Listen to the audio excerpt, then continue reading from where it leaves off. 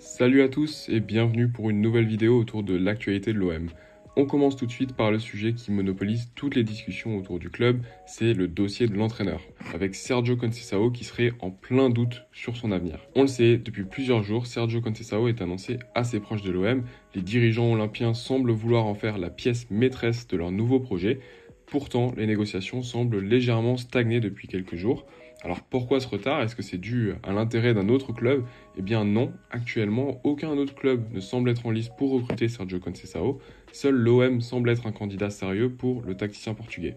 Selon RMC Sport, Conceição souhaiterait prendre du temps pour réfléchir après son passage à Porto, d'autant plus que la séparation a été assez froide et complexe, et donc les discussions avec l'OM, elles sont toujours en cours. Mais les dirigeants olympiens ne comptent pas attendre indéfiniment pour un signal clair du coach portugais.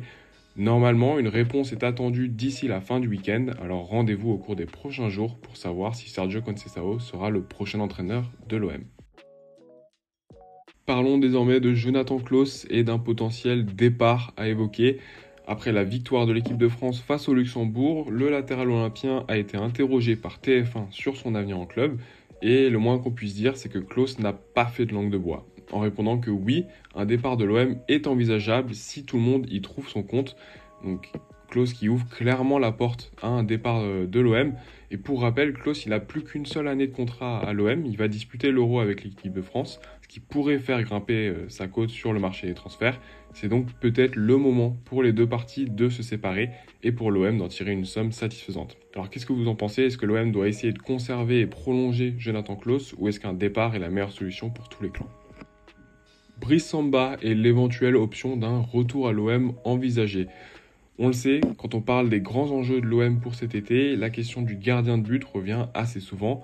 Paul Lopez ne fait pas l'unanimité à l'OM et les dirigeants olympiens pourraient commencer à envisager d'autres pistes. Et notamment celle de Brice Samba, le portier lensois qui a évolué à l'OM de 2013 à 2017, avec très peu de temps de jeu au cours de cette période.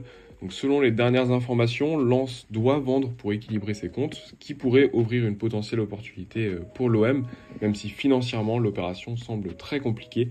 L'OM nie même d'ailleurs le fait d'avoir envisagé l'option Brice Samba. La Provence assure que de son côté, Samba serait revenu avec plaisir à Marseille.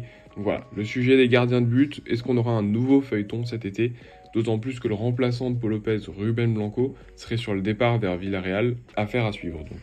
Et on termine avec un focus sur les anciens Olympiens désormais, William Saliba qui, dans une interview accordée à l'équipe, revient sur son passage à l'OM, une période qui a été marquante pour lui, notamment grâce à son entraîneur de l'époque, Sampaoli.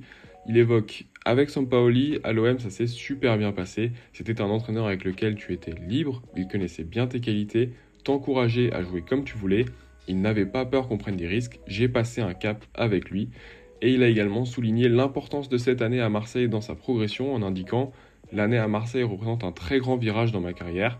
On a fini deuxième et c'est là que les gens m'ont connu et où je suis arrivé en équipe de France. J'ai été bon dès les premiers matchs, j'aimais le club et je pense qu'on aurait pu repartir avec un titre cette saison. J'avais un super lien avec le public. » William Saliba qui n'oublie donc pas son passage à l'OM. On a également Milik qui s'est blessé avec la Pologne et qui déclare forfait à l'Euro 2024. L'attaquant polonais et ancien olympien s'est blessé au genou lors du match amical face à l'Ukraine, une blessure qui a été jugée suffisamment grave pour que le joueur soit obligé de déclarer forfait pour la compétition. C'est donc un gros coup dur pour la Pologne et pour l'ancien olympien, on lui souhaite donc un bon rétablissement.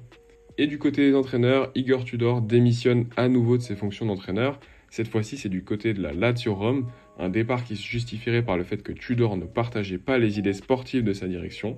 Le président de la Lazio a annoncé que l'entraîneur croate aurait demandé à changer 8 joueurs, ce qui a été jugé démesuré par la direction.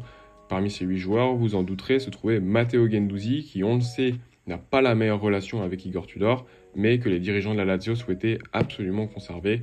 C'est donc un nouveau départ extrêmement rapide pour Igor Tudor, qui est donc de nouveau sur le marché des entraîneurs. Et voilà pour les dernières infos côté OM, n'hésitez pas à vous abonner si le contenu vous plaît, et je vous dis à la prochaine vidéo. Ciao!